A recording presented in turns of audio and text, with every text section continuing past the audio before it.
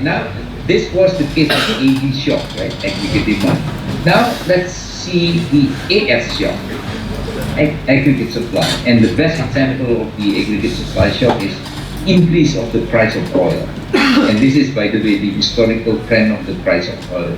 So you can imagine in 2006, the price of oil spiked and then fluctuate and then go down sharply again. Now, of course, we know now, I don't know what happened because of the coronavirus and so on. But the point here is that as a macroeconomist, when you see this, immediately you have to think, aha, this is aggregate supply shock, basically. So let's analyze. Because our knowledge that we learn today, what is happening with the macroeconomy if there's aggregate supply shock? Well, we go back here. Okay? So what happened is that this M or mu, remember mu markup, when the price of oil goes up, the markup goes up. Okay, because markup represent more costly, more pricey. Okay, in the case of the example of firms markup that I gave you earlier, basically when the firms are monopoly and they want to increase their profit. Okay, but a similar story. Essentially, here the price goes up. So if the denominator goes up, that means the ratio will go down. So the PS, remember PS, price setting equation, will go down.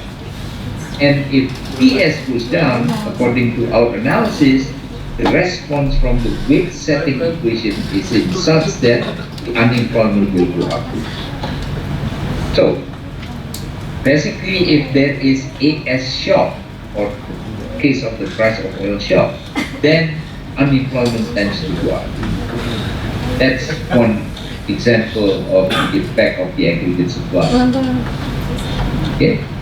Now, what about in the medium run? Because this is in the short run, right?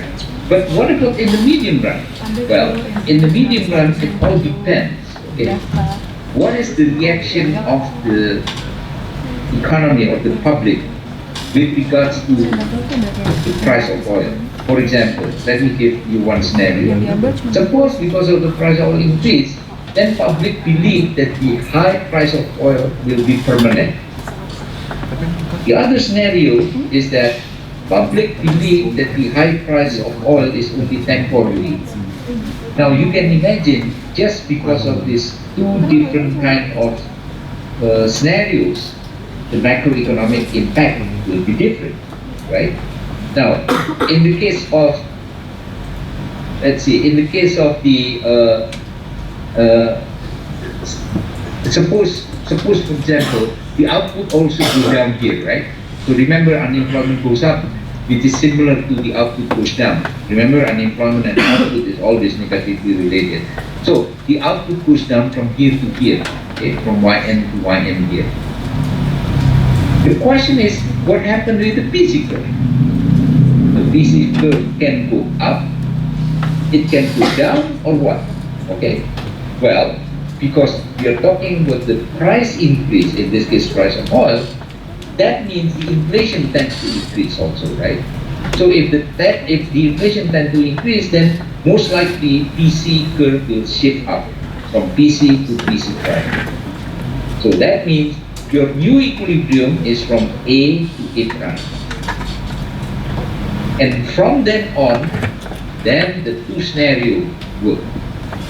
Scenario one, public believe that this is going to be permanent. Scenario two, public believe that the price will go down. So in other words, the spike in the price of oil is only temporary. Now, if, for example, the second scenario happens, okay, then essentially they are continuing business as usual, meaning this is only short-term period. So investors continue to invest, consumers to continue to consume and so forth. But if the first scenario happens, they believe that the price of oil, the high price of oil will be permanent, then maybe they need to change their consumption pattern or the investment pattern, the spending pattern essentially. Okay? So, in other words, what I'm saying here is that from the demand side, it's uncertain, depending on what is the reaction of the public with respect to the increase in the price of oil. Okay? So, again, in the case of aggregate demand, in the short run, output will go down if there is negative aggregate demand shock, but in the medium run, output will go back to the original level. Okay?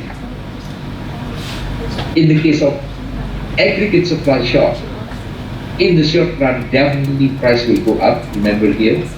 So definitely price go up and the unemployment will go down.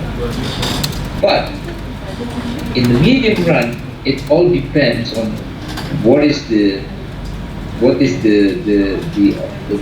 perceptions of the public. If the perception of the public is that the increased price of oil is permanent, then the effect is in such that they will change the spending pattern. But if they believe that the increase of price of oil is only temporarily, they may not change the expenditure patterns. Okay, and the end results will depend on which scenario goes. So that's an example of the impact of the shock. In this case, I'm using aggregate demand and aggregate supply shock with and without labor market.